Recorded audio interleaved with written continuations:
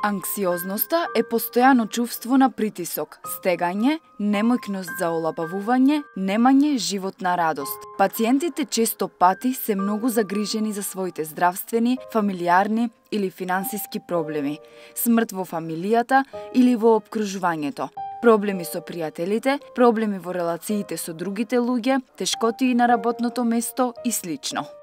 Анксиозноста е нарушување што е многу почесто отколку што мислите и со неа се справуваат над 40 милиони луѓе ширум светот.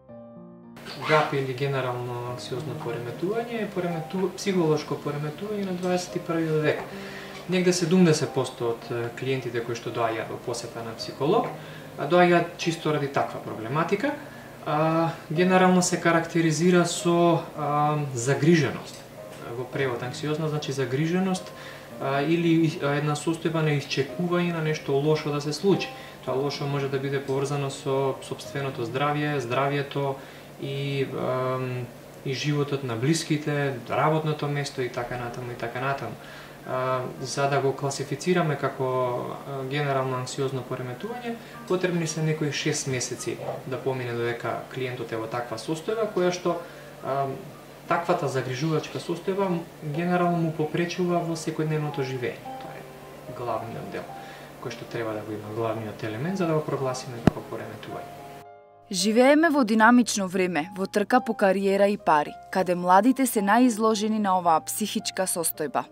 Преголемата желба за успех и престиж понекогаш бара жртва, но таа жртва најчесто се плаќа преку психичкото здравје на поединецот. Младите се најмногу опфатени како категорија од ова пореметување, најверојатно затоа што се на удар од таков еден динамичен живот кој што претходно никогаш не бил и се потребни самиот тој динамичен живот бара некои нови алатки за справување со нови стресогени фактори кои што се непознати за помладата популација и токму поради тоа се јавува едно чувство на генерално чувство на немоќ, на немање начин да се справат со одредени стресогени фактори и ситуации и самата таква ситуација води до анксиозна состојба.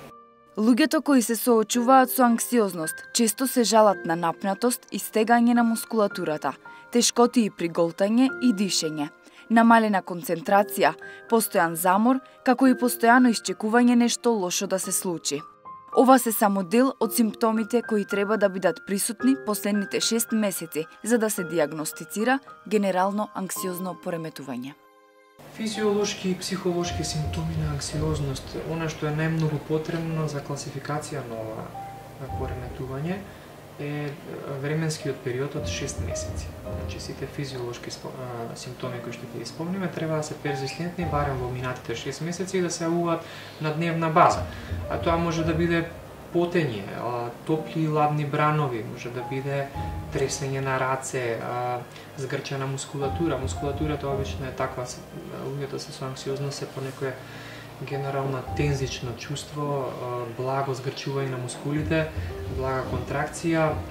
Многу често ја опишуваат онаа позната грудка во грлото, тешкотии со голтањето, со зимање здив, притисок во градите, срцебиење појако, главоболки, несоници, кошмари, лош сон, генерално неквалитетен.